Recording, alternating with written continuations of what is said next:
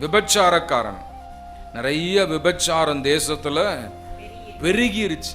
எங்க பார்த்தாலும் விபச்சாரம். நிறைய சகோதரர்கள் என்னிடத்துல தொடர்பு கொண்டு செபிக்கிறார்கள்.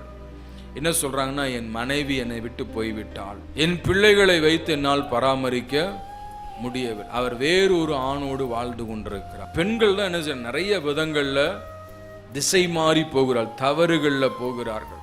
கணவன் உயிரோடு இருக்கும் பொழுது வேறொரு ஆணோடு தொடர்பில் இருந்தால் அவள் விபச்சாரி. மனைவி உயிரோடு இருக்கும் பொழுது வேறொரு பெண்ணோடு அவன் ஈடுபாடாயிருந்தால் விபச்சாரக்காரன். இந்த விபச்சாரக்காரர்களை ஆண்டவர் நியாயந்தீர்ப்பார். ஆக இப்படிப்பட்ட எண்ணம், இப்படிப்பட்ட பாவ பழக்கங்கள் இருக்குமானால் அவள் என்ன செய்யணும்?